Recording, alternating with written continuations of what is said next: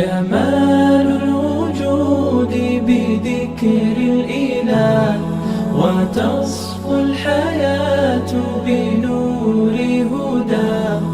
جمال الوجود بذكر الإله، وتصفو الحياة بنور هداه. وتطلب نفس له طاعة، ويبلغ سعد إلى منتهى. فؤاد شغوف